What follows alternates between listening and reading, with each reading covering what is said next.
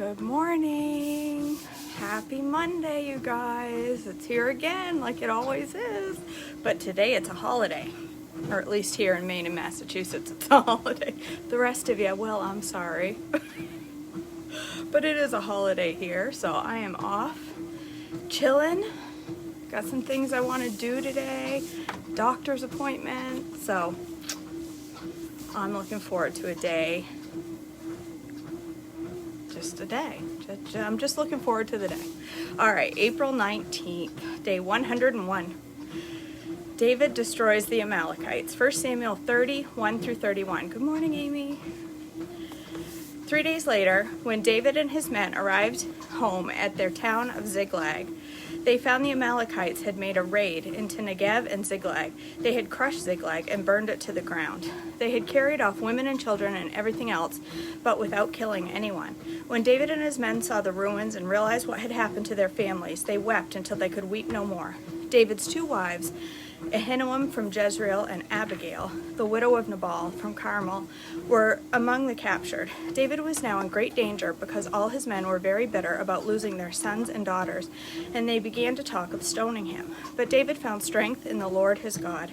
Then he said to Abiathar the priest, "Bring me the ephod." So Abiathar brought it. Then David asked the Lord, "Should I chase after this band of raiders? Will I catch them?" And the Lord told him, "Yes, go after them. You will surely recover everything that was taken from you."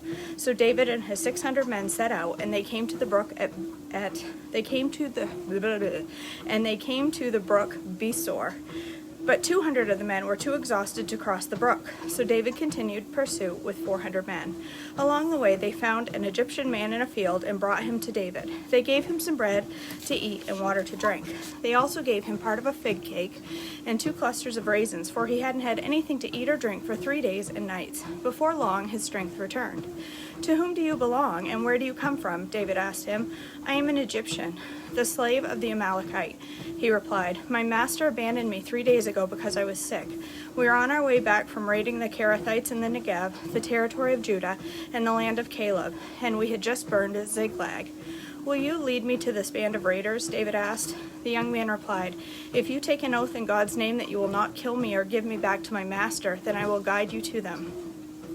So he led David to them, and they found the Amalekites spread out across the fields, eating and drinking and dancing with joy because of the vast amount of plunder they had taken from the Philistines and the land of Judah. David and his men rushed in among them and slaughtered them throughout the night and the entire next day until evening. None of the Amalekites escaped except 400 young men who fled on camels. David got back everything the Amalekites had taken, and he rescued his 2 wives. Nothing was missing, small or great, son or daughter, nor anything else that had been taken. David brought everything back. He also recovered all the flocks and herds, and his men drove them ahead of the other livestock. "This plunder belongs to David," they said. Then David returned to the brook Besor and met up with the 200 men who had been left behind because they were too exhausted to go with him. They went out to meet David and his men. I just realized I have like one of those hang-up strings hanging down out of my shirt, and it's tickling my arm. Sorry. All right. They went out to meet David and his men, and David greeted them joyfully. But some evil troublemakers among David's men said, "They didn't go out with us, so they can't have any of the plunder we recovered. Give them their wives and children and tell them to be gone." But David said, "No, my brothers, don't be selfish with what the Lord has given us. He has kept us safe and helped us defeat the band of raiders that attacked us. Who will listen when you talk like this? We share and share alike, those who go to battle and those who guard the equipment." From then on, David made this decree and regulation for Israel, and it is still followed today. When he arrived at Ziklag, David sent part of the plunder out to the elders of Judah, who were his friends. "Here is a present for you, taken from the Lord's enemies," he said.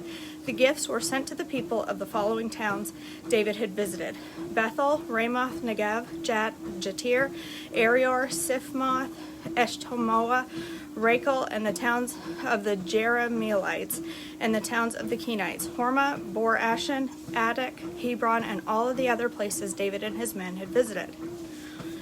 1 Chronicles 12:20 through 22. Here is a list of the men from Manasseh who defected to David as he was returning to Ziklag: Adnah, Jozabed, Jediel, Michael, Jozabed, two Jozabeds, Elihu, and Zilithai. Each commanded 1,000 troops from the tribe of Manasseh.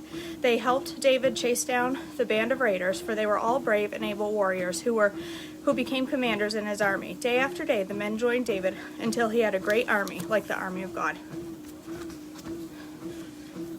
My page won't turn.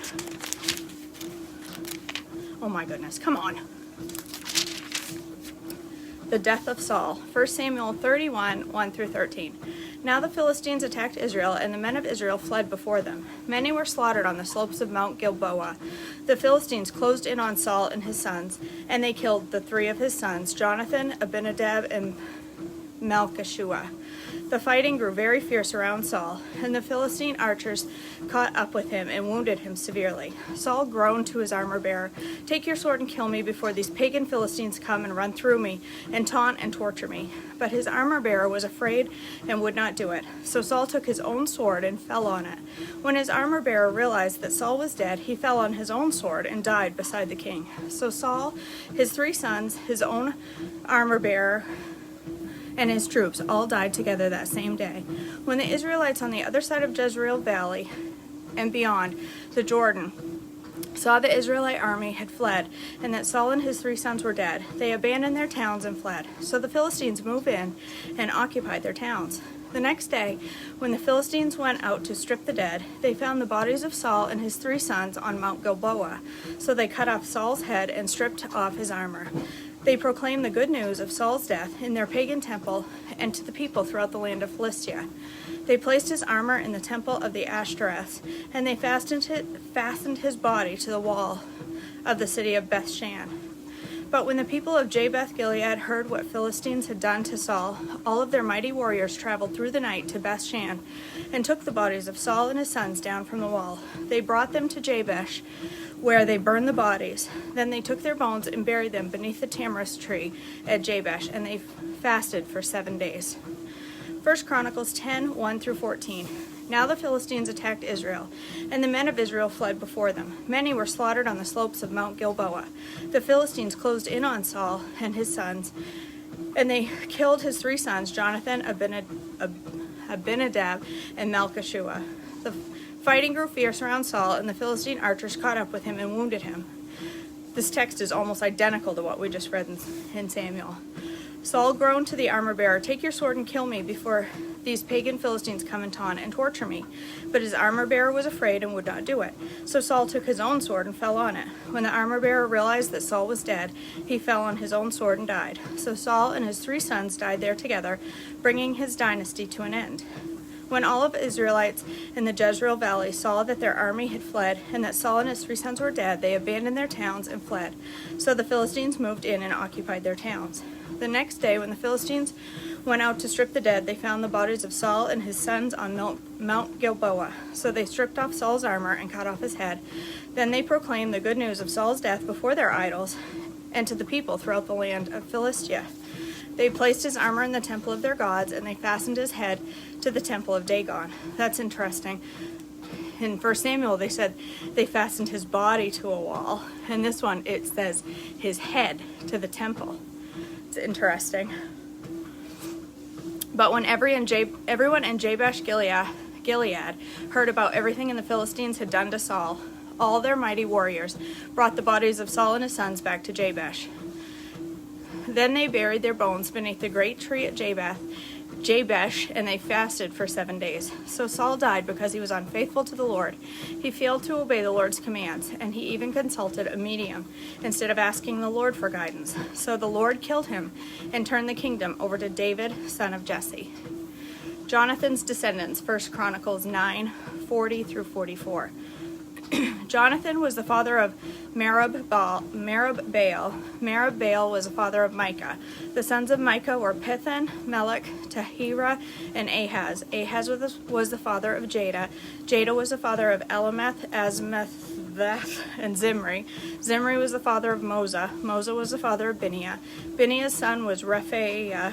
Rephaiah's son was Elias's son was Azel. Azel had 6 sons whose names were Azrikam, Bacharu, Ishmael, Shariah, Obadiah, and Hanan. These were the sons of Azel. 2 Samuel 4:4.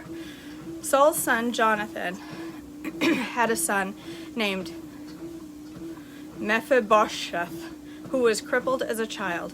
He was 5 years old when the report came from Jezreel that Saul and Jonathan had been killed in battle. When the child's nurse heard the news, she picked him up and fled.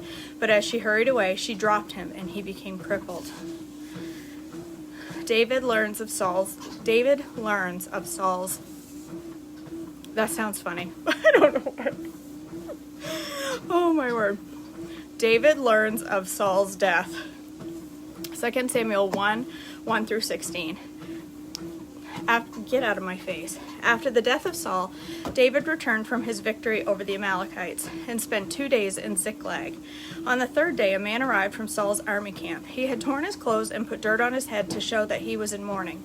He fell to the ground before David in deep respect. "Where have you come from?" David asked. "I escaped from the Israelite camp," the man replied. "What happened?" David demanded. "Tell me how the battle went." The man replied, Our entire army fled from the battle. Many of the men are dead, and Saul and his son Jonathan are also dead." "How do you know Saul and Jonathan are dead?" David demanded of the young man. The man answered, "I happened to be on Mount Gilboa, and there was Saul leaning on his spear, and his enemies and chariots and charioteers closing in on him. When he turned and saw, he cried out to me to come to him. 'How can I help?' I asked. He responded, 'Who are you?' 'I am an Amalekite,' I told him. Then he begged me, 'Come over here and put me out of my misery, for I am in terrible pain and want to die.' So I killed him," the Amalekite told David, "for I knew I couldn't live. Then I took his crown and his armband, and I have brought them here to you, my lord." David and his men tore their clothes in sorrow when they heard the news. They mourned and wept and fasted all day for Saul and his son Jonathan, and for the Lord's army and the nation of Israel, because they had died by the sword that day. Then David said to the young man who brought the news, "Where are you from?" And he replied, "I am a foreigner, an Amalekite, who lives in your land." "Why were you not afraid to kill the Lord's anointed one?" David asked. Then David said to one of his men, "Kill him." So the man thrust his sword into the Amalekite and killed him. "You have condemned yourself," David said, "for you yourself have confessed that you killed the Lord's anointed one." David's song for Saul and Jonathan, 2 Samuel 1:17 through 27. Then David composed a funeral song for Saul and Jonathan, and he commanded that it be taught to the people of Judah. It is known as the Song of the Bow, and it is recorded in the book of Jasher. All right. "Your pride and joy, O Israel, lies dead on the hills. Oh, how mighty heroes have fallen. Don't announce the news in Gath. Don't proclaim it in the streets of Ashkelon, or the daughters of Philistines will rejoice, and the pagans will laugh in triumph. O mountains of Gilboa, let there be no dew or rain upon you, nor fruitful fields producing offerings of grain. For there is the shield of the mighty heroes. For there the shield of the mighty heroes was defiled. The shield of Saul will no longer be anointed with oil. The bow of Jonathan was powerful, and the sword of Saul did its mighty work. They shed the blood of their enemies and pierced the bodies of mighty heroes. How beloved and gracious were Saul and Jonathan. They were together in life and in death. They were swifter than eagles, stronger than lions. O women of Israel, weep for Saul, for he dressed you in luxurious scarlet clothing, in garments decorated with gold. Oh, how the mighty heroes have fallen in battle. Jonathan lies dead in the hills. How I weep for you, my brother Jonathan. Oh, how much I loved you, and your love for me was deep, deeper than the love of a woman. Oh, how the mighty heroes have fallen. Stripped of their weapons, they lie dead." There we go. That's it for day 101, April 19th. There we go. All right, guys. That is it for today. I'm not going to cook breakfast live this morning. I have a doctor's appointment at 8 o'clock. So I have to go upstairs. What time is that? 7 o'clock. So I have to go upstairs. Wait, my appointment's at 8:45. I have to go upstairs and get ready.